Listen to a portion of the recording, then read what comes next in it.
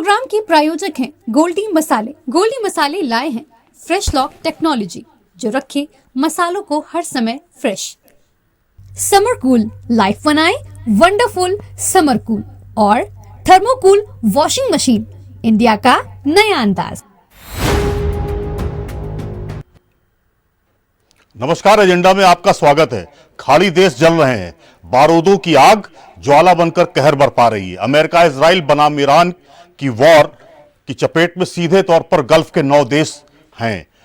हालात का अंदाजा इसी से लगाया जा सकता है कि अमेरिका ने साफ तौर पर कह दिया है सब नाश करके युद्ध हम ही खत्म करेंगे, लेकिन ईरान भी रत्ती भर झुकने को तैयार नहीं है। इसलिए उसने अमेरिका और ट्रंप को ना भूलने वाले जख्म दे दिए हैं। जख्म इतने गहरे हैं कि जानकार कह रहे हैं कि अमेरिका बैकफुट पर जाता दिख रहा है, लेकिन कई जानकार यहां तक कह रहे हैं कि अमेरिका इजराइल बदला लेने का ऐसा प्लान तैयार कर चुके हैं कि ईरान का वजूद खत्म हो जाएगा। पर ईरान को हल्का लेने की भारी भूल किसी को भी महंगी पड़ सकती है। बहरहाल गल्फ वॉर ने तीसरे वर्ल्ड ऑर्डर की पृष्ठभूमि जरूर तैयार कर दी है और आर्थिक हलचल पूरी दुनिया के माथे पर बल डाल रही है। दुनिया पूछ रही है कि क्या तेल की कीमतों में भारी इजाफा होगा? क्या दुनिया का टॉप बिजनेस सेंटर दुबई का मिथ टूटने वाला है? इसी पर हम एजेंडा में चर्चा करेंगे। चर्चा में जबलपुर से एयरफोर्स के retired group captain Shailendra Kumar Khare ji होंगे, defence expert doctor Vinod Mohan Mishra ji होंगे और हिंदुस्तान टाइम्स के सीनियर जर्नलिस्ट और राजनीतिक विश्लेषक हैदर नकवी साहब होंगे। आप सभी मेहमानों का नमस्कार के साथ स्वागत है। पहले भारतीय परिप्रेक्ष्य में एक रिपोर्ट देख लीजिए। ईरान पर इजराइल और अमेरिका ने मिलकर संयुक्त हमला किया है। इस हमले में ईरान के सर्वोच्च लीडर अली खामेनेई की मौत हो गई, साथ ही उनके परिवार और साथ के भी कई लोग मारे जा चुके हैं। खामेनेई की मौत के बाद ईरान शांत नहीं हो रहा, तो दूसरी तरफ इजराइल भी ईरान पर हमले कर रहा है।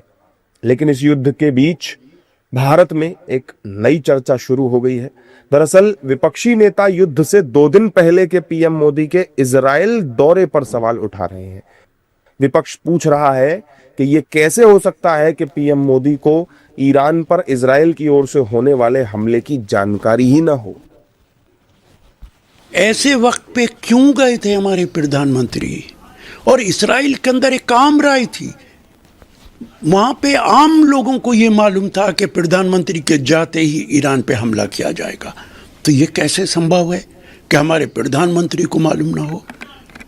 भारत जानना चाहता है कि प्रधानमंत्री की इस बारे में नेतन्याहू से क्या बातचीत हुई थी। इसकी निंदा सभी लोग कर रहे हैं और उनके जाने के फौरन बाद जो लड़ाई शुरू होती है, इसमें क्या राज है, क्या चीज मालूम पड़ना चाहिए। प्रधानमंत्री को पहले से पता था कि जंग होगी? नहीं, मैं ये नहीं कह रहा हूँ कि पता था कि नहीं पता था, लेकिन एक सर्कमस्टांसेस ये बताते हैं कि प्रधानमंत्री जी गए और इतनी बड़ी जंग होने वाली है और उनके साथ बैठे रहे, तो क्या इस पर डिस्कशन नहीं हुआ होगा?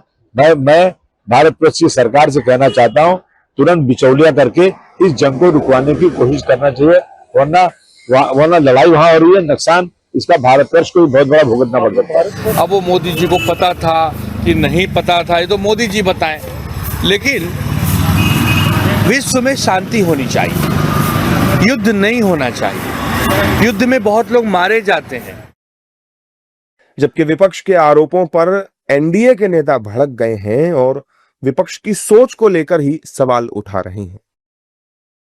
देखिए, विपक्ष का राजनीतिक दिवालियापन इस मुद्दे से झलकता है। हर मुद्दे पे उन्होंने राजनीति की है। जब भी भारत देश की बात आती है तब उसको ना अपने राजनीतिक फायदे में कैसे भुनाया जाए ये प्रयास किया और हर बार विफल हुआ है, क्योंकि हकीकत बाहर आने में समय नहीं लगता है। एप्स्टीन फाइल की बात की, उसकी भी पोल खुल के रख गई। अब ये कहना है कि नहीं प्रधानमंत्री जी को मालूम था तो फिर क्यों इजराइल कह रहे? देश के प्रधानमंत्री का दौरा एडवांस में तय होता है, कोई 1-2 दिन पहले तय नहीं होता है। उसके उद्देश्य होते हैं। डिफेंस पार्टनर है इजराइल हमारा, आतंकवाद की लड़ाई में हम लोग मिलकर लड़ रहे हैं। तब ये कहना है कि अरे 2 दिन के बाद ये होना था तो हम क्यों गए, ये इससे बड़ा बचकाना बिहेवियर मुझे नहीं लगता है कि विपक्ष द्वारा कभी हो सकता है। विपक्ष को बचना चाहिए हर चीज में राजनीति करने से। आपकी बची खुची शाख या बचे खुचे वोटर है, वर्कर है, वो भी भाग जाएंगे। देखिए, मुझे लगता है ऐसी बातों पे कतई राजनीति नहीं करनी चाहिए। बहुत संवेदनशील विषय है जहां पे ग्लोबल कंट्रीज इन्वॉल्व हैं। अंतर्राष्ट्रीय स्तर पर जिस तरीके से परिस्थितियां बनी हुई हैं, इस तरीके की बातें अभी देश के भीतर नहीं होनी चाहिए। प्रधानमंत्री जी ने हमेशा शांति के पक्ष पक्षधर रहे हैं उन्होंने इस बात का जिक्र अभी भी किया है। ऐसे में इस तरीके की बातें विवाद को बढ़ाने का काम करेंगे और ये उसके लिए उचित समय नहीं है। विपक्ष सवाल लगातार उठा रहा है और कह रहा है कि पीएम मोदी को इस वक्त दौरा करना ही नहीं चाहिए था, जब पता था कि ईरान और इजराइल के बीच इतना तनाव चल रहा है। बहरहाल खामेनेई की मौत ने मिडिल ईस्ट की आग को बेकाबू कर दिया है। एक ओर इजराइल और अमेरिका ईरान में मिसाइल अटैक कर रहे हैं, तब जबकि दूसरी तरफ ईरान भी जमकर पलटवार कर रहा है।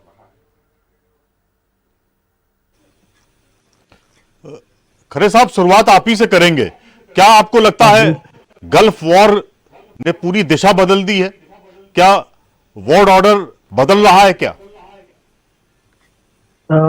देखिए, मेरा जहां तक विचार है, गल्फ में ये परिस्थिति आज की नहीं है जी। ये परिस्थिति बहुत पुरानी है और जिसको हम कहते हैं ना ज्वालामुखी, हाँ, ये कभी भी इरप्ट हो सकता था। अब हो गया, लेकिन अब इसकी शुरुआत कब से मानी जाए? इसकी शुरुआत हम 1948 से मान सकते हैं, इसकी शुरुआत हम उसके और बहुत पहले से मान सकते हैं, या इसकी शुरुआत हम 7 अक्टूबर 2023 से मान सकते हैं, जब इजराइल के ऊपर गाजा से अटैक हुआ था जी। उसके बाद से ये सबको मालूम है कि ईरान समर्थक जो थे, चाहे वो हमास हो, चाहे हिजबुल्लाह हो, वो सब, या फिर हूती हो, ये सब ईरान के समर्थन से ही गतिविधियां कर रहे थे। तो पहले हमास, फिर हिजबुल्लाह, फिर हूती, अब ईरान की बारी थी। लेकिन ये किसी भी तरीके से अंतर्राष्ट्रीय नियमों के खिलाफ है कि आप किसी देश के ऊपर इस तरीके से आक्रमण करें। अब ये तो एक तरीके से देखा जाए तो बहानेबाजी है। 1990 की बात है, जब ये बोला गया था कि वेपन ऑफ मास डिस्ट्रक्शन है इराक के पास। एक कुवैती एम्बेसडर की बेटी ने आके फॉल्स इंटरव्यू दे दिया था, उससे अटैक कर दिया और इराक की क्या हालत कर दी। अभी अटैक करने के पहले सबसे पहले कहानी ये शुरू की गई कि ईरानी जनता विद्रोह करना चाहती है और उसको जबरदस्ती कुचला जा रहा है जी। उसके बाद जब वो नहीं चला तो अगली कहानी डाल दी गई। क्या डाल दिया गया कि हम चाहते हैं परमाणु बम ना बने। जब वो नहीं चला तो एक और बहाना, जब वो नहीं चला तो एक और बहाना करके जो किया वो किसी भी तरीके से जस्टिफाइड नहीं कहा जा सकता।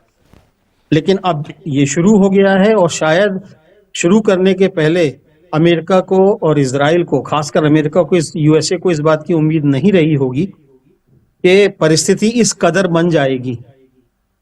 और अब आप इसको जरूर कह सकते हैं कि अंतर्राष्ट्रीय राजनीति ने, अंतर्राष्ट्रीय इकोनॉमिक्स ने एक नया मोड़ तो लिया है। अब सबके लिए अच्छा यही है कि इसकी जल्दी समाप्ति हो। ठीक बात है। मैं खरे साहब आपके पास आता हूं। मिश्रा जी, डॉक्टर मिश्रा साहब, मैं आपसे करूंगा, फिर मैं हैदर साहब से बड़ा तफसील से बात करना चाह रहा था। हैदर साहब वो एक तो ईरान में जो कुछ भी हो रहा है उसको बहुत बारीक से समझते बूझते भी हैं और मुझे लगता है कि वो कुछ नई चीजें भी हमारे सामने रखेंगे। डॉक्टर मिश्रा साहब, क्या ईरान ने अमेरिका की बादशाहत पर बड़ी गहरी चोट कर दी है क्या? देखिए, मेरा मानना है कि वर्ल्ड ऑर्डर में अभी भी अमेरिका जो है सुप्रीम है। हाँ, हालांकि पहले की बात अब नहीं है, पहले जैसी बात नहीं है। पहले यूनिपोलर वर्ल्ड था, अब मल्टीपोलर वर्ल्ड है और इसके कारण जो है बहुत सारे राष्ट्र जो है अपनी क्षमता में, सैन्य क्षमता में काफी वृद्धि कर चुके हैं। और दूसरी चीज है कि वो अन्य राष्ट्रों से अपने अच्छे संबंध बना करके शक्ति संतुलन की स्थिति को आगे बढ़ा रहे हैं। और जिस कारण से मेरा ये मानना है कि अमेरिका और ये रूस, चाइना और जो भी मतलब इस समय वर्ल्ड पावर, तो एक अमेरिका इस समय ये कहा जा रहा है, लेकिन चूंकि जो भी शक्तियां हैं वो भी अब किसी से कम नहीं है, क्योंकि उनके पास भी न्यूक्लियर वेपन्स है और जिनके पास न्यूक्लियर वेपन्स है वो अपने को अंतरराष्ट्रीय राजनीति को प्रभावित करने की क्षमता रखता है। ठीक है। मैं डॉक्टर मिश्रा आपके पास थोड़ी देर में आएंगे। हैदर साहब, बहुत सारी बातें आ गई हैं। एक पहले बात आपसे जानना चाह रहा था, गाजा का मुगालता शायद मुझे लगता है दूर हो गया है इजराइल और अमेरिका को। जिस तरह से ईरान ने मतलब रिटेलिएट किया है, मतलब मुझे नहीं लगता है कि शायद उनको इसका भान रहा होगा, अमेरिका या इजराइल के जो एक्सपर्ट्स थे उनको ये नहीं लगा कि ईरान भी हम पर इस तरह से हमला करेगा, और पिन पॉइंट्स हमला कर रहा है।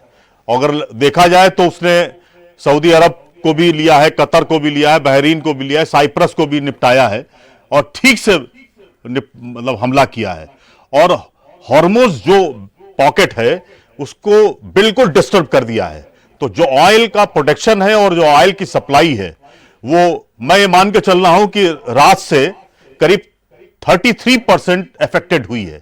आपको क्या लगता है?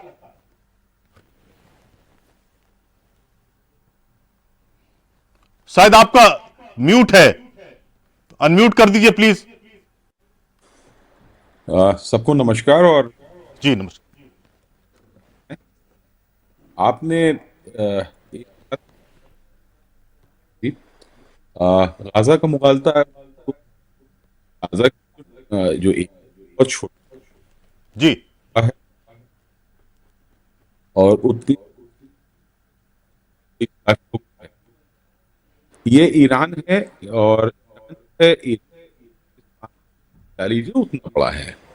आपकी आवाज थोड़ी सी कट रही है हैदर साहब, मुझे लगता है कि शायद ईयरफोन में दिक्कत है। ऐसे आइए प्लीज। जी एक मिनट सर। हाँ, अब काफी क्लियरिटी है। अब आ रही है आपको बात? अब हाँ आपको हाँ, बात प्लीज आ कैरी रही है? ऑन। राइट। मैं ये कह रहा हूं कि गाजा तो एक बहुत छोटी सी जगह थी, 22 किलोमीटर लंबी, 4 किलोमीटर चौड़ी, जिसमें 22 जी लाख लोग रहते हैं। ईरान जो है वो अफगानिस्तान और इराक दोनों को आप मिला लें उससे बड़ा है और करीब इनकी 9 करोड़ 20 लाख की पॉपुलेशन है। जी हाँ, लेकिन ये जरूर है कि इजराइल और अमेरिका ने जो गाजा में एयर कैंपेन किया था उसी का टेम्पलेट यहाँ पर आप देख रहे हैं, जो तेहरान पे बॉम्बिंग हो रही है, जो कि 1991 में जो डेजर्ट स्टॉर्म हुआ था इराक वाला, उसके बाद की अब तक की सबसे सस्टेन बॉम्बिंग मानी जा रही है। मतलब 1000 सॉर्टीज पर डे की हो रही हैं, जो जी 400, मतलब इसकी लॉजिस्टिक्स मतलब माइंड बॉगलिंग है कि 3000 किलोमीटर से चल के आना और हवा में रिफ्लिंग करना और 400 प्लेन्स रोज अटैक कर रहे हो, तो ये लॉजिस्टिकली बहुत ही स्ट्रांग है, वेल प्लान्ड है इनका। लेकिन जो ये वहां पे हमला इन्होंने ईरान में जो कर रहे हैं, लेकिन ईरान की कैपेबिलिटी जो है, जो अपने ड्रोन भेजने की, अपने बैलिस्टिक या क्रूज मिसाइल्स को लॉन्च करने की, उस पर अभी बहुत ज़्यादा फर्क नज़र नहीं आ रहा है। मतलब आज मैं ईरान रेड क्रिसेंट की रिपोर्ट देख रहा था कि अब तक 504 लोकेशंस को इजरायलीज और अमेरिकन ने हिट किया है, वहाँ पे करीब 787 लोग मारे गए हैं। जी लेकिन उनकी वो कैपेबिलिटी नहीं हो रही है। लगातार हमले आपके गल्फ जो जीसीसी कंट्रीज हैं उन पे हो रहे हैं। आज सुबह अमेरिकन एम्बेसी पे ड्रोन से हमला हुआ रियाद में। ईरान ने बहुत ही, जिसको एक वॉर ऑफ अट्रिशन कहते हैं, कि बहुत ही कम लागत वाले हथियारों से उसने इनकी जो डिफेंस की कॉस्ट है जीसीसी कंट्रीज और अमेरिकन की, वो बहुत बढ़ा दी है। अब जैसे रिपोर्ट्स आ रही हैं कि कतर में जो इंटरसेप्टर्स हैं वो सिर्फ अब 4 दिन के लिए बचे हैं, और इसी तरह हाँ, बहरीन में भी ये डिप्लीट कर रहे हैं, यूएई भी डिप्लीट कर रहा है। यहाँ तक कि अब ये हालत हो गई है कि यूएस को जो अपना एयर डिफेंस सिस्टम है, जो उन्होंने साउथ कोरिया में लगाया हुआ था थाट का, वो उसको वापस इधर इस फ्रंट पे लेके आ रहे हैं। ये एक बड़ी बात है, क्योंकि पीएसी जो MS-3 जो ये इंटरसेप्टर्स हैं, इनको बनाने में 5 से 6 महीने लगते हैं। और अगर आप एक बैलिस्टिक मिसाइल जो कॉस्ट है, जो ईरान का गेम है ना, कि वो 1 रुपए की चीज से आपको 27 रुपए खर्च, 28 रुपए खर्च करने पे मजबूर कर रहा है जी। तो आपकी कॉस्ट भी बढ़ रही है। और अभी दूसरा उसने एक काम ये किया है कि गल्फ वालों को तो इसमें फंसाए हुए उनके एनर्जी इंफ्रास्ट्रक्चर पे वो अब हमला कर रहा है। आज जैसे आप देखिए रैसल खैमा पे है, सऊदी अरब में जो उनकी रिफाइनरी है, कुवैत में रिफाइनरीज हैं, सब उधर उधर हमले हुए हैं। और दूसरा नेवल बेसिस पे जो भी हो सकता था उसने किया है। साइप्रस पे हमला कर दिया उसने, और आपका जो फिफ्थ फ्लीट का जो बेस था मनामा में, उसको तबाह किया।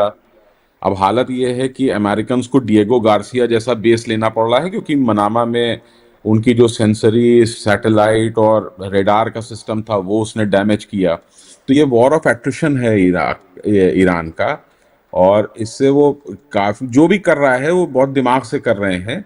और अब वो उसको अगर प्रोलॉन्ग कर ले जाते हैं तो ये अमेरिकन और इसराइलीज के लिए एक बड़ी समस्या है, और इतनी आसानी से वो इससे बाहर नहीं निकल पाएंगे। वो एक एग्जिट स्ट्रैटेजी तो ढूंढ ही रहे होंगे, लेकिन वो निकल नहीं पाएंगे।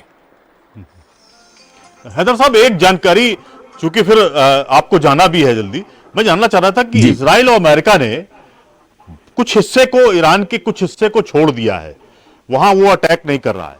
क्या वहां खामनाई के एंटी लोग ज्यादा रहते हैं इसलिए इसे छोड़ा है? वो वेट एंड वॉच कर रहे हैं कि वहां पर धीरे धीरे चीजें बिगड़ेंगी और अगेंस्ट गवर्नमेंट या अगेंस्ट खामनाई जो आइडियोलॉजी है उसको डिस्टर्ब करने के लिए लोग सड़कों पे उतरेंगे। क्या आपको लगता है इसके कारण उन्होंने, अमेरिकन ने छोड़ा हुआ है क्या वहां पर? देखिए, मेरा जो अपना मानना है कि वो ये है कि एयर कैंपेन से आप सत्ता परिवर्तन नहीं कर पाएंगे। मतलब दूसरे विश्व युद्ध के बाद आज तक कभी ऐसा नहीं हुआ है कि आप हवाई हमले करते रहें और आप वहां पर रिजीम चेंज करा लें। ऐसा कभी नहीं हुआ है। आप वियतनाम का आपके सामने उदाहरण है, आपके सामने कोसोवो युगोस्लाविया का स्लोबान मिलोसेविच का है, प्लस आपके पास चेचनिया का, ऐसे तमाम है। इवन सद्दाम हुसैन वगैरह का भी आपने एयर कैंपेन से नहीं कर उसको पलटा पाए थे। आप उसको हटा तभी पाए जब आपके you had your boots on the ground, मतलब आपकी जब ग्राउंड फोर्सेस वहां पहुंची।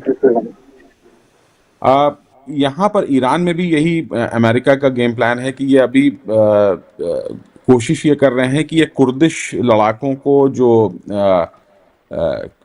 जो बलूचिस्तान के आसपास वाला है, एरबिल से जुड़ा हुआ, जो इराकी और ईरान का जो बॉर्डर है, जो एरबिल जो ऑटोनोमस रीजन है, वहां से ये कोशिश कर रहे हैं कि कुर्दिश जो सेपरेटिस्ट हैं उनको ये वहां पर कह सकते हैं कि उनको ले जाके ये लड़ा दें, या अंदर जो एक डिस्टर्बेंस है, सिविल वॉर टाइप की स्थिति ये क्रिएट करा सकें। हालांकि वो थोड़ा सा टफ है, क्योंकि ज्योग्राफिकली ग्राउंड इन्वेजन जो है वो ईरान में बहुत टफ है। आप देखिए, साउथ और साउथ वेस्ट तक आपके पास एक पहाड़ चला जा रहा है जिसको जिरबुस कहते हैं जी। हाँ, उसके बाद आपका दूसरा जो पहाड़ है वो आपका एल्ब्रूस है। वो माउंटेन रेंज आपको प्रोटेक्ट कर रही है। वो नेचुरल बैरियर्स हैं जिनको आपको पार करके आना। और वहां पर तीसरी चीज ये है कि ईरान में कोई प्राइमेट सिटी नहीं है, जैसे ग्रेटर टोक्यो है कि एक जगह पे पूरे देश की 40% पॉपुलेशन रह रही हो, है ना। तो ले दे के एक प्राइमेट सिटी आप देख लें तो वो है तेहरान, जहाँ पे इनका फोकस हो सकता है। बाकी सब छोटे शहर हैं, उनमें आप बहुत ज़्यादा कुछ कर नहीं पाएंगे। तीसरा जो उनका मिसाइल इंफ्रास्ट्रक्चर है वो बहुत ही ज़्यादा अंडरग्राउंड है। तो बंकर बस्टर्स अब ये कितने लगा पाते हैं, और वो पूरे ईरान में फैला हुआ है। ईरान एक चूंकि बड़ा देश भी है, लेकिन वो फैला हुआ भी बहुत है।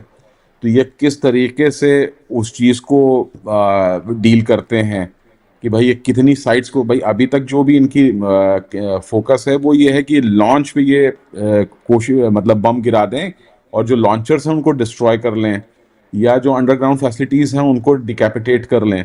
लेकिन अभी भी वो चीज़ इनके हाथ में हो नहीं पा रही है। दूसरी चीज़ ये कि वो जो छोटे ड्रोन्स हैं, शदेद 129, शाहिद 136, इस तरीके के जो ड्रोन्स हैं जिनकी कीमत बहुत कम है, $20,000 में तैयार हो जाते हैं और 2500 किलोमीटर तक जाके मार कर रहे हैं, वो इनके लिए सरदर्द बन गया है।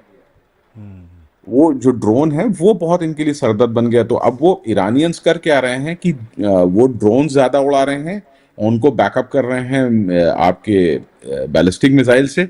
और हाँ, अभी भी वो अपने हाइपरसोनिक क्रूज को भी उन्होंने इस्तेमाल नहीं किया, चाहे जैसे सेजिल हो, खुर्रम शहर हो, फतह 8 वाला जो है, वो सब अभी उन्होंने इस्तेमाल नहीं किया है। तो प्रोबेबली वो अभी अपने सस्ते हथियारों से अभी उनको ब्लाइंड कर रहे हैं। उसके बाद उनकी थोड़ा सा प्रॉब्लम्स क्रिएट करने के बाद they will overwhelm the American Israel's और उनके जो गल्फ अलाइज हैं उनको खास तौर से। ठीक बात है। हैदर साहब, मैं आपके पास आता हूं, आपको जल्दी जाना है, लेकिन हम आपसे संक्षेप में कुछ सवाल करेंगे तो उनका आप जवाब अपने लेवल पर दीजिएगा।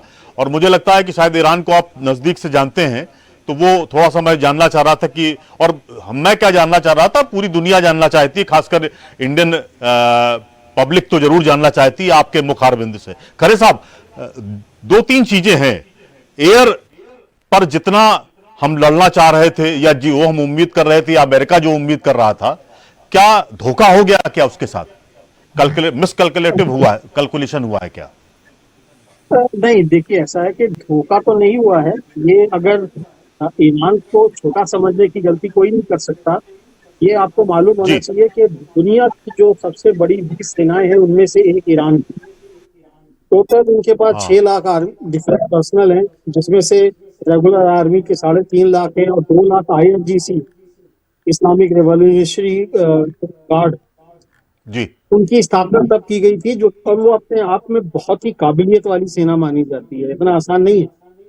और एक बात मैं आपको और बता दूं कि इसकी ईरान की एयरफोर्स बहुत ही शक्तिहीन है, बहुत ही। सब मिला के 250 एयरक्राफ्ट हैं जिनका कोई मतलब नहीं है। लेकिन ईरान ने अपना पूरी क्षमता का जो डेवलपमेंट किया है वो मिसाइल्स और UAV में की।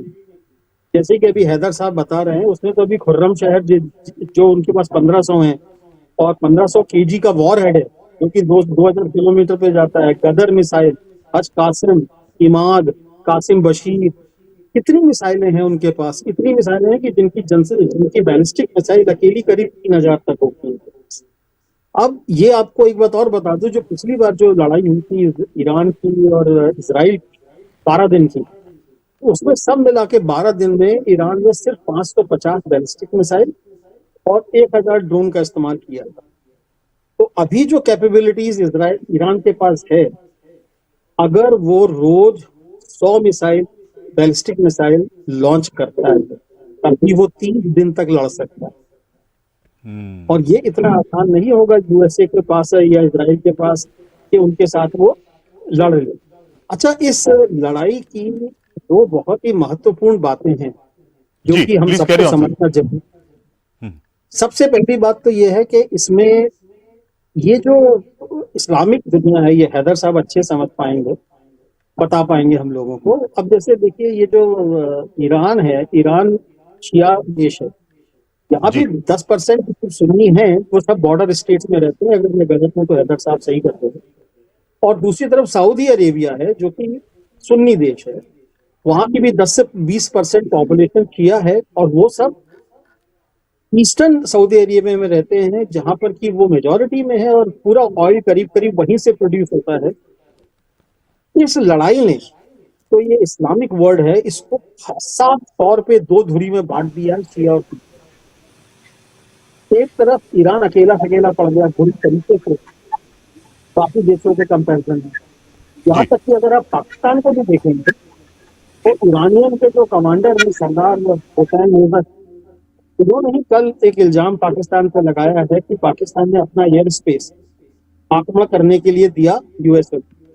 और ये मैं अपनी जो ज्ञान है उसके हिसाब से बोल सकता हूँ कि पूरी तरीके से सच है, क्योंकि जो अरेबियन सी, जहां पर के इसका जो अब्राहम लिंकन US का जो एयरक्राफ्ट कैरियर खड़ा था, वहां से जो जहाज उड़ के अटैक करने आ रहे थे ईरान पे, वो बिना पाकिस्तान के एयर स्पेस को क्रॉस किए आए।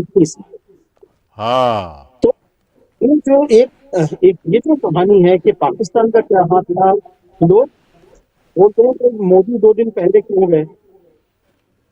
मैं तो ये कहता हूं कि पाकिस्तान ने कितना इंटेलिजेंस प्रोवाइड किया USA को ईरान के ऊपर, जिससे कि ये अटैक संभव हो पाए। ये भी समझने की आवश्यकता है। ठीक कह रहे हैं आप। तो ये जो एक, अब आप सोच के देखिए कि आज तो ये ब्लॉकेड हुआ है हॉर्मुज़ का स्ट्रेट का, ऑयल का, ये सब ऑयल की बात कर रहे हैं। भारत के ऊपर भी असर पड़ेगा, लेकिन हम इस ऑयल को रशिया से मंगा सकते हैं। लेकिन जो सबसे बड़ी प्रॉब्लम आने वाली है भारत को भी, वो है LNG, लिक्विफाइड नेचुरल गैस। ये हमारे पास ओमान से आती है और ओमान ने इसका प्रोडक्शन मंडे को बंद किया। और हमारी 99% हमारी 57% LNG ओमान से जी। आती है, लेकिन पाकिस्तान की 99% आती थी, बांग्लादेश की आती थी 90% के आसपास। हमारे पास तो स्टोरेज नहीं है, लेकिन बाकी देश में क्या होगा LNG के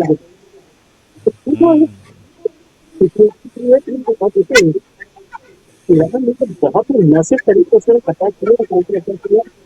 और जो लेकर खबर आई है, खबर ये आई है तो इसका जो ये था कैरियर लिंकन, उसको आपको छोड़ के वापस आना पड़ा इंडियन से। ठीक। तो लड़ाई दिशा में इतनी आसानी से बदलने वाली नहीं है, बल्कि काफी चलने वाली लड़ाई है। जी, मैं खरी साहब आपके पास आता हूं। डॉक्टर मिश्रा सर, एक थोड़ा सा मैं आपसे, चूंकि आप डिफेंस एक्सपर्ट हैं, बहुत सारी चीजों को देखते भी हैं एनवायरनमेंट के पॉइंट ऑफ व्यू से, क्या इस तरह की जो अभी यूक्रेन और रशिया वॉर चल रही है, ये सब अब गल्फ में शुरू ही हो गया, गल्फ में तो तमाम सारी चीजें, इसका इंपैक्ट जो पर्यावरण पर पड़ने जा रहा है और गर्मी का सीजन शुरू होने जा रहा है, क्या आपको लगता है बड़े मुश्किल आने वाले महीने हैं? और क्या आपको लगता है कि अमेरिका मिलिट्री का प्रयोग करेगा क्या, सरफेस पे जाएगा क्या, जमीन पे हमला करने की कोशिश करेगा क्या? देखिए, मेरा स्पष्ट मत है कि चूंकि जब भी युद्ध छिड़ता है, और खासतौर से ये मिसाइल या न्यूक्लियर से वेपन से रिलेटेड कोई भी अगर वार होगा, तो निश्चित रूप से इसका पर्यावरण पर बहुत बुरा असर पड़ेगा।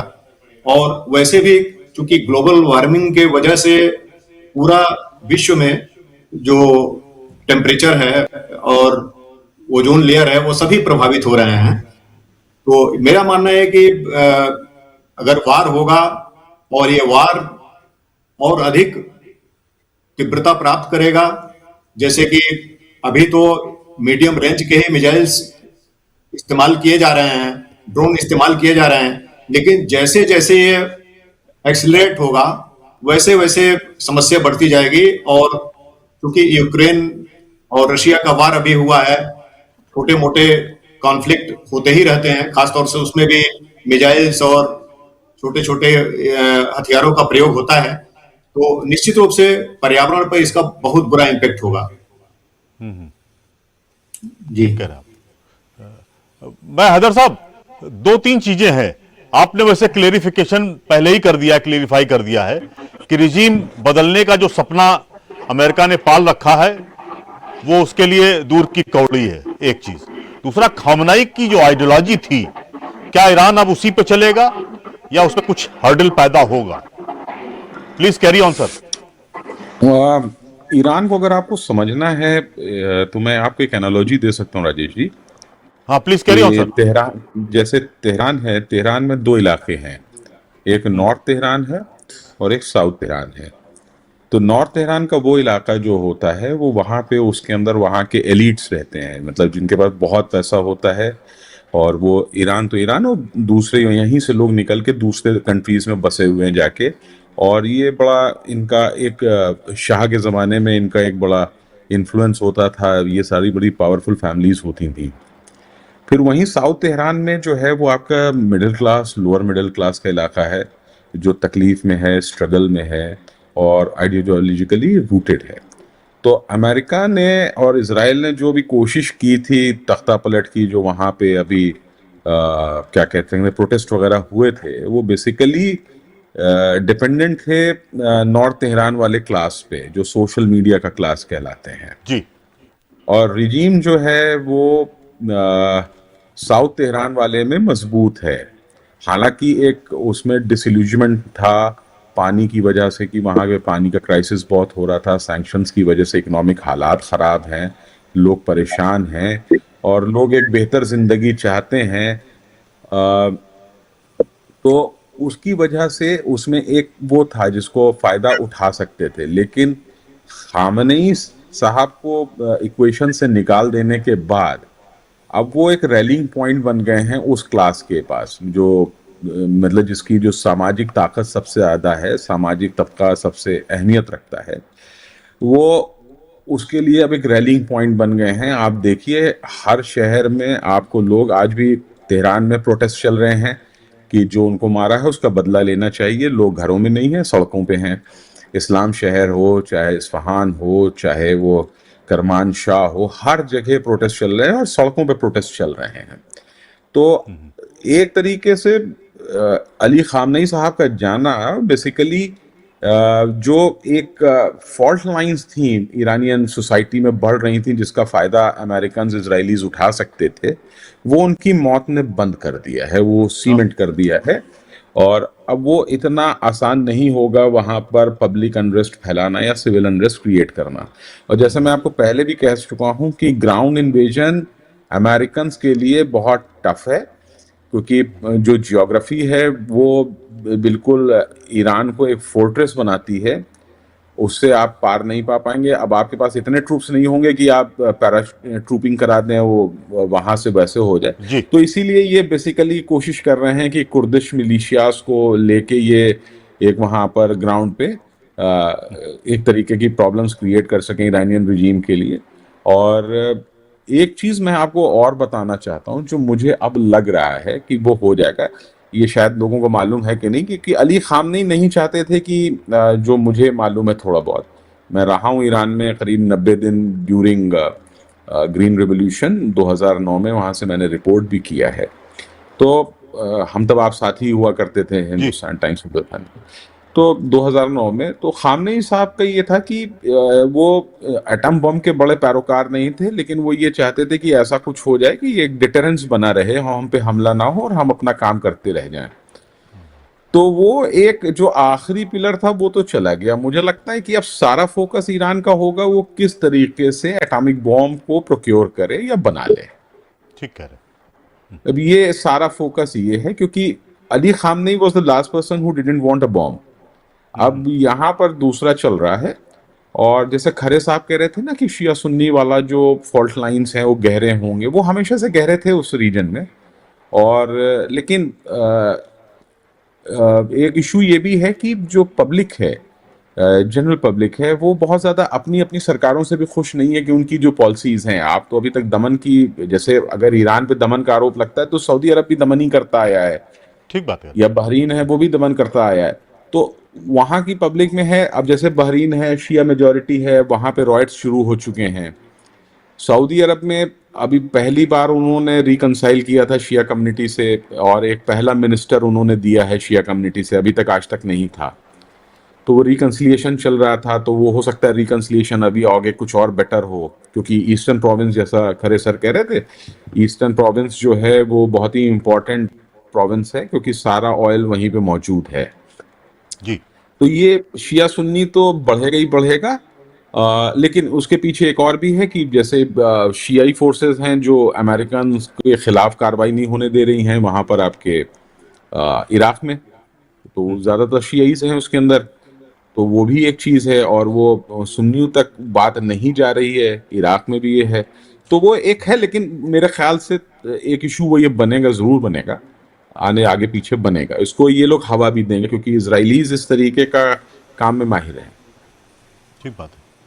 हैदर साहब, एक सवाल, मतलब हर कोई जानना भी चाह रहा है, पाकिस्तान क्या इस मामले में फंस गया है क्या? क्योंकि आज लाहौर में जिस तरह की हिंसा हुई है अमेरिकन कॉन्सुलेट पे, और जिस तरह से एग्रेशन था पब्लिक का, उसको लेकर बार बार ये आरोप लग रहा था कि हमने अपनी हद, जो हमारी हद थी, उसको अमेरिकन को हमने प्रयोग करने दी। जो खरे साहब उंगली उठा रहे थे कि ये पॉसिबल हो ही नहीं सकता है कि आप उनको अपनी जगह न दें और वहां से वो अटैक न कर पाए। तो कहीं ना कहीं उस पर भी खुलासा खरे साहब ने कर ही दिया है। जिस तरह का पाकिस्तान की पब्लिक में गुस्सा है, वो उसमें आपको क्या लगता है कि पाकिस्तान फंस गया है क्या इस पूरे मामले में?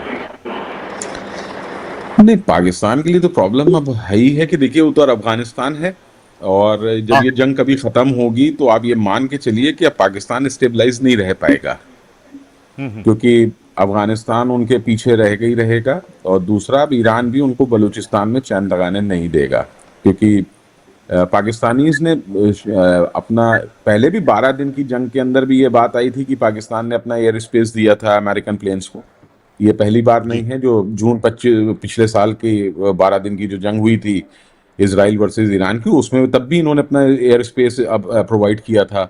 इस बार भी कल उन्होंने, ईरान ने इस बात का आरोप लगाया है कि इन्होंने अपना एयर स्पेस दिया है। प्लस ये जो पाकिस्तानीज हैं, ये तो एक तरीके से एक मर्सिनरीज के तौर पे हैं जीसीसी कंट्रीज के लिए, खासतौर से सऊदी अरब के लिए। इनकी फोर्सेस को ये जब चाह जैसा चाहते हैं वैसा इस्तेमाल कर लेते हैं। इनको पैसे से मतलब है, इनको पैसा वहीं से आना है इनके पास, और कहीं से पैसा तो आता नहीं है। इनकी अपनी इकॉनमी तो कुछ बची नहीं है, तो इनको पैसा चाहिए, उनकी फोर्सेस को पैसा चाहिए, तो वो पैसे के लिए कुछ भी करते हैं वो। तो आप ऐसे समझिए कि पाकिस्तान ने ज़रूर इस मामले में बहुत अपनी इंटेलिजेंस वगैरह सब दी है, और काफ़ी उन्होंने इस बार उनकी मदद भी की है, क्योंकि जिस तरीके के सामने बातें आ रही हैं, तो पाकिस्तान तो मतलब is caught between the devil and the deep sea. ऐसा सर ओवरऑल, चूंकि आपको जाना भी था, मैं एक जानना चाह रहा था, जिस तरह से ईरान ने बहरीन, दुबई, यूएई, सऊदी अरब सब पर हमला किया, और सऊदी अरब के बारे में कहा जा रहा है कि वहां से इंडिकेशन मिला, वहां भी थोड़ा सा उकसाया गया अमेरिका को कि आप अटैक करिए। इस तरह की भी जो बातें आ रही हैं और रिपोर्ट्स भी आई हैं, न्यूयॉर्क टाइम्स ने इसको भी परसों इसका खुलासा भी किया है कि सऊदी अरब इंटरेस्टेड था कि ईरान पे अटैक किया जाए। और जिस तरह से जो बिजनेस सेंटर थे, दुबई हो या तमाम प्रॉस्परस इलाके थे यूएई के भी, अब वो सब डिस्टर्ब हो गए हैं। ईरान ने सबको डिस्टर्ब कर दिया है। तो क्या आने वाले समय में पूरी इकॉनमी बिगड़ने जा रही है क्या गल्फ की? नहीं, ऑब्वियस है भाई। आप देखिए, ईरान ने मतलब एक तरीके का, वो एक उर्दू का जो फ्रेज है ना कि हम तो डूबेंगे सनम, तुमको भी ले डूबेंगे, वो उस लाइन पे चल रहा है। तो यूएई के लिए तो भाई उनकी पूरी इकोनॉमी जो है वो तेल पे तो बेस्ड है नहीं, उनके पास तो इन्वेस्ट, पूरी दुनिया का पैसा वहीं पे अब आ रहा है, टूरिज्म है जी, और एक तरीके से लग्जरी है, अमीर लोगों का ठिकाना है वो। अब वहां पर जिस तरीके से ये फोकस किए हुए हैं ईरान, अच्छा वो उनके बॉर्डर से बहुत, बंदर अब्बास से 60-70 किलोमीटर 80 किलोमीटर की दूरी पे है इनका जो ये यूएई वाला पार्ट है, तो वो वहां से उनको अटैक भी अच्छे से कर सकते हैं वो। और उनकी इकॉनमी को डिरेल करने पे लगे हुए हैं वो पूरी तरीके से, कि हम आपको मतलब हम तो जाएंगे ही जाएंगे, लेकिन तुमको भी ठीक करके ही जाएंगे। बहरीन में बेसिकली वो काटना चाह रहे हैं, एक तो सिविल अनरेस्ट क्रिएट करना चाहते हैं क्योंकि वहां पे 70% पॉपुलेशन शिया है, वो एक सिविल हो जाए, और दूसरा वो इनके जो बेसेस हैं अमेरिकन बेसेस, उनको वो हिट कर रहे हैं, यहाँ तक कि अब वो होटल्स को भी हिट कर रहे हैं जो बेसेस छोड़ के उनके ट्रूप्स उन होटल्स में रुके हुए थे। जैसे कल क्राउन प्लाजा पे उन्होंने हमला किया है। जी जी। तो अब वो इस तरीके से है कि ये जीसीसी कंट्रीज के लिए एक बड़ी टिपिकल सिचुएशन हो गई। आज देखिए ओमान में भी हमला किया, जिसको अभी तक वो टच नहीं कर रहे थे, उनके पोर्ट पे उन्होंने आज हमला किया है। तो ये ईरानियंस जो है ना, ये बहुत ही कैलकुलेटेड गेम खेल रहे हैं, और इनका जो वॉर ऑफ एट्रिशन है कि मतलब फिर है। अब आप ये देखिए कि कल से जो इराकी हिजबुल्लाह है, जिसको कताइब हिजबुल्लाह कहते हैं, वो कल से जॉर्डन पे उसने शुरुआत की है, जो उनकी ईरानियन प्रॉक्सीज हैं। अब वो जॉर्डन पे दे आर टर्निंग हीट की, क्योंकि जॉर्डन जो है वो जो भी मिसाइल्स होते हैं वो इजराइल के लिए वो इंटरसेप्ट करता है जी। तो बहुत सारे मिसाइल्स जो हैं वो जॉर्डनियन बॉर्डर के एयर स्पेस के बियॉन्ड नहीं जा पा रहे हैं। तो कुल मिला के जॉर्डन इजराइल का एक शील्ड और एक फ्रंट बन के रह गया था। तो अब कताइब हिजबुल्लाह उधर कर रहे हैं, और दूसरा जो ग्राउंड इन्वेजन का जो हालात हैं कि ये शायद कुर्दिश फोर्सेस को इस्तेमाल करें, तो अब वही इराकी मिलिशिया और टर्किश मिलिशिया का ये इस्तेमाल करेंगे अपने कुर्दिस्तान में रोकने के लिए। तो ये एक बहुत ही अलग सिनेरियो बन रहा है, और मुझे लगता है कि जितना ये वॉर प्रोलॉन्ग होगी, अमेरिकन्स और इजरायलीज ने शायद इतना फैक्टर नहीं किया होगा कि इस तरीके का रिटेलिएशन हुआ है, क्योंकि अभी तक जो भी भौतिक नुकसान है वो अमेरिका का ज्यादा हो गया। कि मतलब आप सोचिए कि 1.1 बिलियन का जो उनका एक राडार था, जिसकी रेंज 5000 किलोमीटर है, जो फिर फ्लीट पे लगा हुआ था, कतर में लगा हुआ था, उसको उन्होंने डैमेज कर लिया। तो वो एक वॉर ऑफ एट्रिशन में मतलब आप 20,000 के ड्रोन से और 1 मिलियन 2 मिलियन के मिसाइल से आप अगर 1 बिलियन का कोई एसेट डिस्ट्रॉय करने में कामयाब हो रहे हैं, तो ये एक बड़ी बात है। ठीक कह रहे हैं आप। हैदर साहब, अच्छी अच्छी जानकारियां आपने दी हैं। मैं वैसे आपको रोकूंगा नहीं, लेकिन एक सवाल जरा एक बार और हम अपने गेस्ट से पूछ कर लें, फिर आप जा सकते हैं। एक फाइनल जी आपसे कमेंट लेंगे। खरे साहब, बहुत सारी बातें कह दी है। एयर पावर को लेकर बहुत कंफ्यूजन था। ठीक है, हम ईरान के पास कुछ नहीं है, लेकिन अमेरिका और इजराइल के पास तो बहुत अच्छा है एयर पावर। लेकिन आपको क्या लगता नहीं है कि होमवर्क ठीक से नहीं कर पाए हैं क्या? क्योंकि ईरान को बहुत बहुत डैमेज नहीं कर पाया अभी तक, कर पाए दोनों। देखिए, क्या कहना चाह रहे हैं प्लीज? सबसे पहले तो आप पिक्चर देखिए, एयर पावर का जो इस्तेमाल है, जो हाँ। पहले दिन किया गया, वेरी फर्स्ट, वो एक लोगों को भी समझने की जरूरत है कि सुबह 9:30 बजे उसी जगह पे इतना पेनिट्रेटिव स्ट्राइक कैसे हुआ। आसपास की कोई बिल्डिंग डैमेज नहीं हुई, वहीं की बिल्डिंग डैमेज हो गई जिसमें किसी दुर्घटना। अब आपको ये भी शायद पता हो कि वो इतना क्यों थे। ये एक और पॉलिटिकल गेम खेल रहा था, और इसमें खेलने वाले लोगों ने ये करा था कि मीटिंग करने की तेहरान में सुबह 8:30, और बड़ी स्ट्राइक रात में शुरू होती है, रात में करते हैं बिकॉज एलिमेंट ऑफ सरप्राइज। जी। ये मीटिंग सुबह 9:30 बजे होनी थी तेहरान में, जहाँ पर जितने खास लोग थे इंक्लूडिंग अली साहब, सबको वहां रहना। तो जैसे ही उनको इकट्ठा होना, तो वहीं पे जब एकदम फुल पॉइंट स्ट्राइक की गई एंड हाई ऑब्जेक्टिव अचीव। इसके लिए कहाँ कहाँ से एयरक्राफ्ट आए थे, कहाँ कहाँ से एयरक्राफ्ट इकट्ठा जुड़े थे, चाहे पाकिस्तान के ऊपर से आए थे, चाहे जॉर्डन के ऊपर से आए थे, but massive and successful strike. उसके बाद जब एक बार स्ट्राइक सक्सेसफुल हो गई, उस बात का ऑब्जेक्टिव जो था, जैसे कि मैंने पहले भी बताया था, ऑब्जेक्टिव ईरान को डिस्ट्रॉय करना नहीं है, ना कभी था। कभी भी आप एयर पावर से अपोजिशन को आप खत्म नहीं कर सकते, आप उसकी विल पावर तोड़ सकते हैं, आप उसको झुका सकते हैं। सबसे पहले देखिए,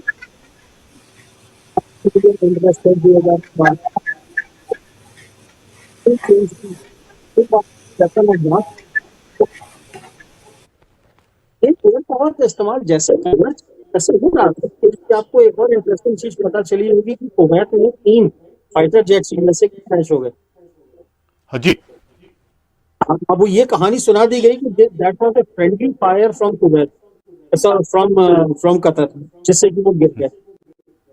ये मैं तो जानता हूँ एयरफोर्स होने के कारण, ये तो कहानी सुनाई जा रही है फ्रेंडली फायर। ना, it was not, it was very effective air defence system of Iran because of which these way shot down. तो ऐसा नहीं, ईरान के पास कैपेबिलिटीज नहीं है। आज ही एक खबर आई है कि इसका जो बहुत ही स्ट्रेटेजिक नेवल बेस है बंदर शहर, उसके ऊपर पूरी तरीके से डिस्ट्रॉय किया, पूरे शिप खत्म कर दिया। अभी ओमान के ऊपर जो अटैक, ओमान, देखिए एक बात और मैं आपको बोलना चाहूंगा यहाँ पर कि within 2 or 3 days there will be some reduction of hostilities and Oman will play very important role. Okay, इसी ओमान पहले भी इन दोनों की बातें कराने की कोशिश कर रहा था और अभी भी करेगा। और एक बात जो मेरी समझ में आ रही है कि आज 3rd या 4th डे आते आते दोनों साइड्स फेस सेविंग ढूंढ रही हैं। ईरान भी फेस सेविंग ढूंढ रहा है, यूएसए और इजराइल भी फेस सेविंग ढूंढ रहे हैं। उनके लिए भी संभव नहीं है इस हॉस्टिलिटीज को चलाना, क्योंकि पूरा यूरोप इनके अगेंस्ट में खड़ा हो रहा है, चाहे स्पेन हो, चाहे जर्मनी हो, चाहे यूके हो, they are not getting support from anywhere. तो इनको किसी भी तरीके से इसको खत्म करना पड़ेगा। वर्ल्ड इकोनॉमी सफर कर रही है, उसके लिए इनको खत्म करना पड़ेगा। ईरान को अपने आप को रीबिल्ड करना है। ये जिस तरीके से ईरान को तोड़ना चाहते थे, Iran is not only Ayatollah Khamenei, Israel is a philosophy, Israel is a विचारधारा जिसको कि तोड़ना इतना आसान नहीं है जितना आसान ट्रम्प साहब सोच रहे थे। तो ईरान सस्टेन करेगा, ईरान आगे बढ़ेगा और दुनिया को ईरान के साथ रहना पड़ेगा। ईरान इराक नहीं है। तो ये मानना है कि शांति लौटे, जल्दी लौटे, और इसमें ओमान बहुत ही इंपॉर्टेंट रोल प्ले करेगा। एयर पावर का क्या कुछ सवाल है, पावर से जो ये कर सकते थे उन्होंने कर लिया है। अब आप क्या करेंगे, मुझे एक बात लगेगी, तो बहुत ही खतरनाक खेल खेलता है।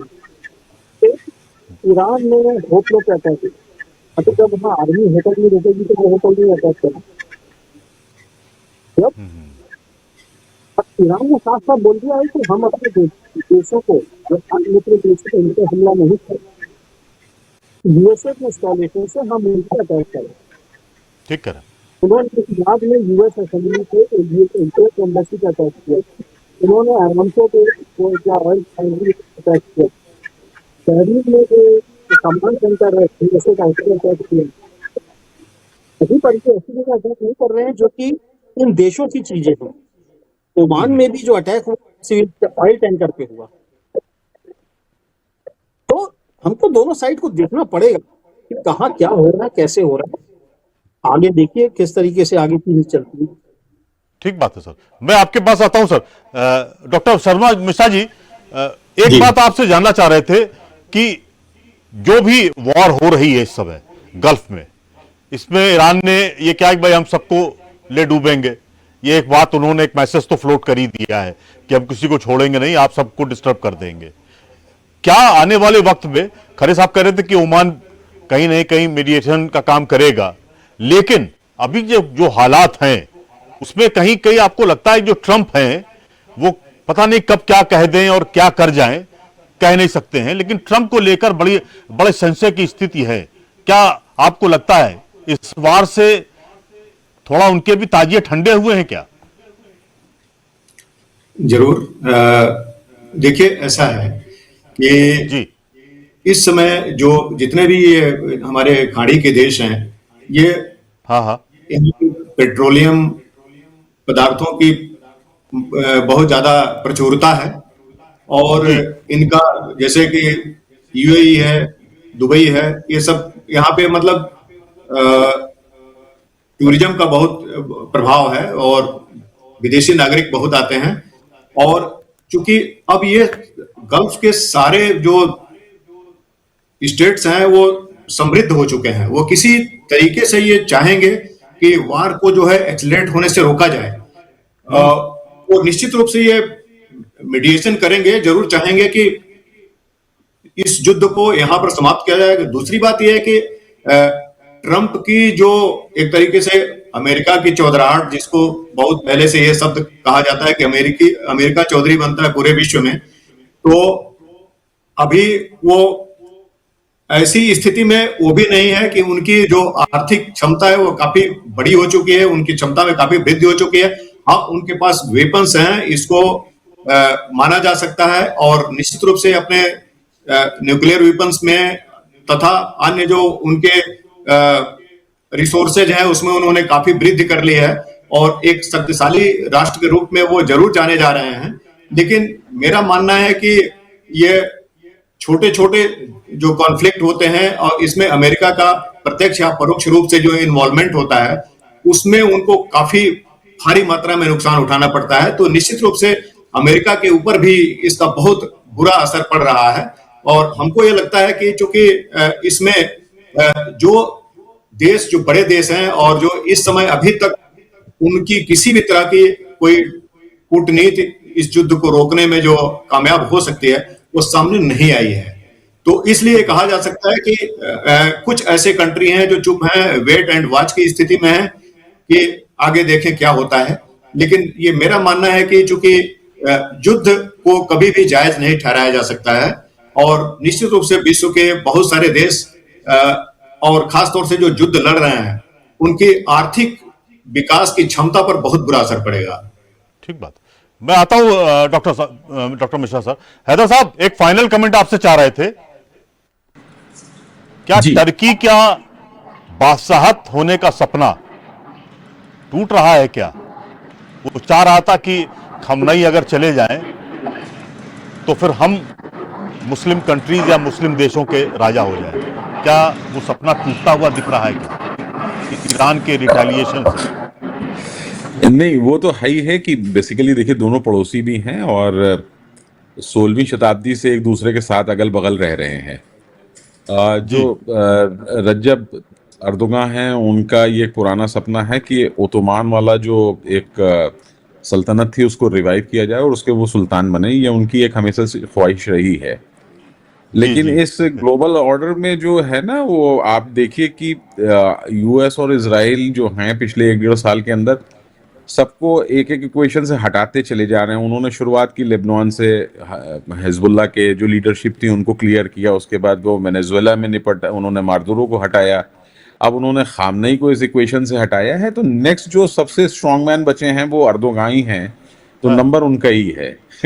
तो वो सुल्तान बन सकते हैं, but he is the next target. और उनके यहाँ भी वो इश्यूज हो सकते हैं क्योंकि अर्दोगान काफी जमाने से राष्ट्रपति हैं और उनके खिलाफ एक एंटी इनकम्बेंसी बहुत स्ट्रांग है। हालांकि उनको जो सूफी लॉबी है वो उनको काफी प्रोटेक्ट कर जाती है, लेकिन उनके खिलाफ भी काफी एंटी इनकम्बेंसी है। तो उसका फायदा इसराइलीज उठाना पूरी तरीके से चाहेंगे, क्योंकि इसराइलीज अपने लिए कोई प्रॉब्लम रखना नहीं चाहते पूरे रीजन में।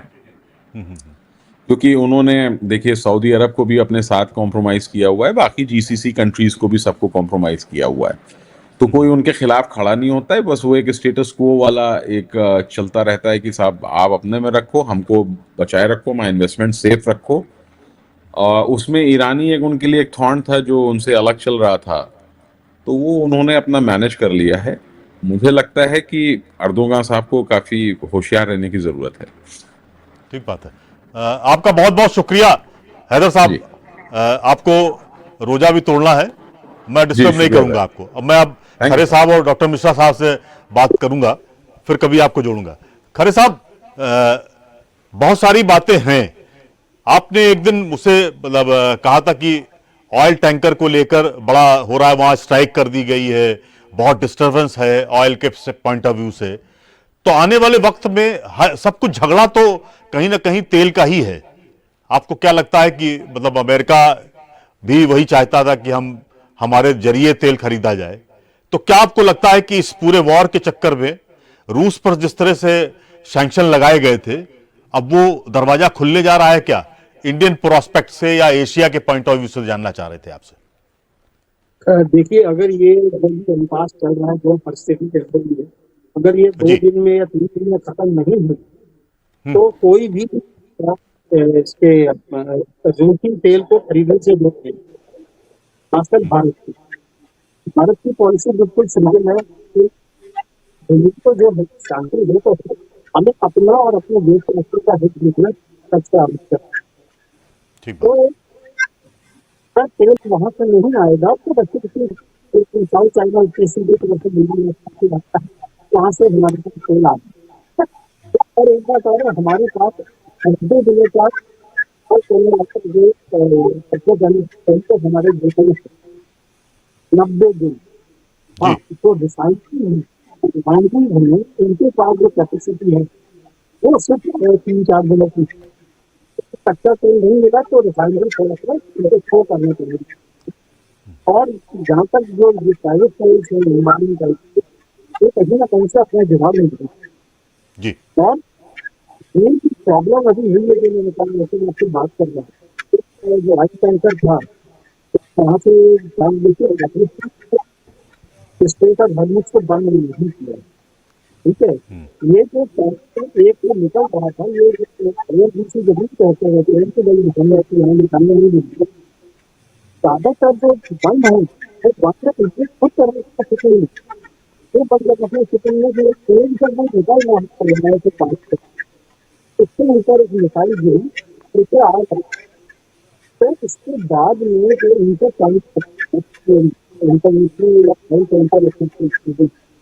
उन्होंने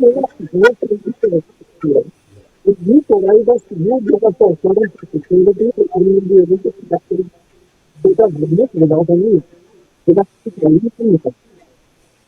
न्यूज मीडिया से अपने जान के लाने पड़े थे 2 दिन पहले 10 या 15 से बड़ी चार्ज थी, उन्होंने इसको मना कर दिया जी, इसको आपका गारंटी नहीं। इस बाद इनका टेलीफोन में कर दी है, हम इसमें टैंकर जो है नहीं खाने के लिए हम नहीं है। तो अभी मुश्किल 4 या 5 अभी भी इसका कहीं खुला हुआ नहीं है, ये बहुत बड़ी गलत है।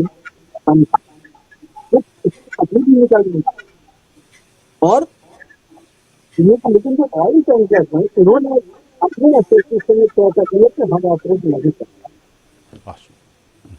तो अब ये जो यूएसए की जो अभी देखिए एक्ट है, और इसको जो यूएस इसराइल छोड़ के यूएसए जानते लगे, फिर तो यूएसए ने बोल दिया कि हम आपको कोई गारंटी नहीं देते कि आप सेफली निकल जाए।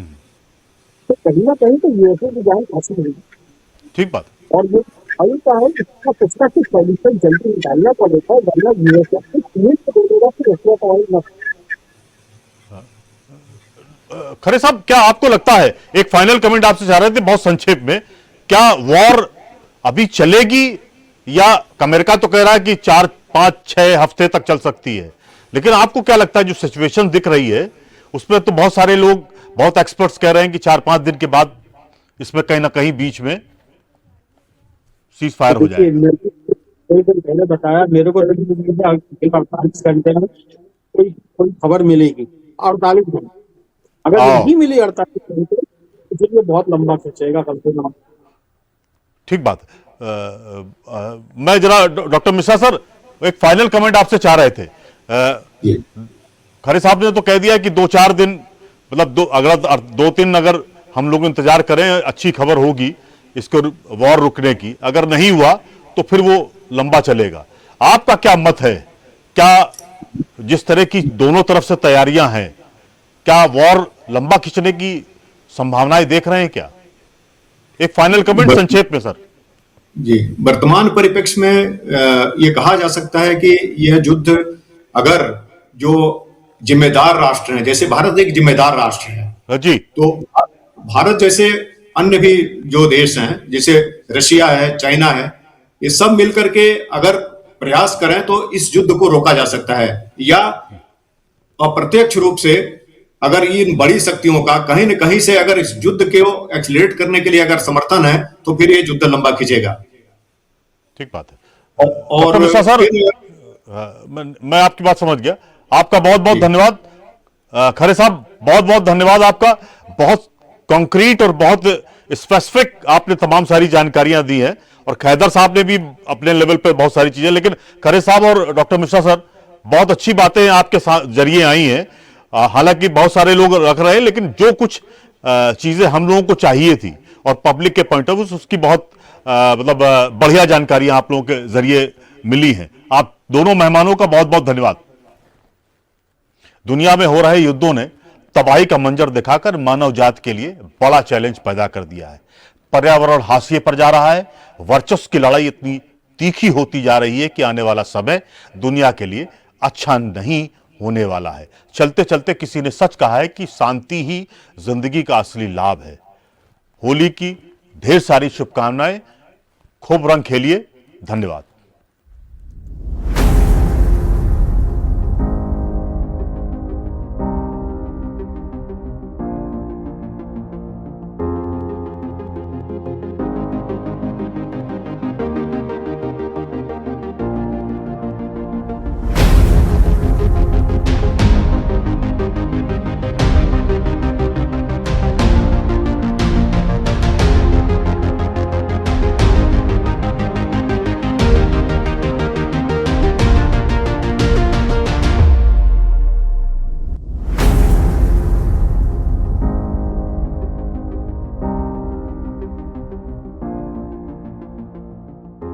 इस प्रोग्राम के प्रायोजक हैं गोल्डी मसाले। गोल्डी मसाले लाए हैं फ्रेश लॉक टेक्नोलॉजी, जो रखे मसालों को हर समय फ्रेश। समर कूल लाइफ बनाए वंडरफुल समर कूल, और थर्मोकूल वॉशिंग मशीन, इंडिया का नया अंदाज।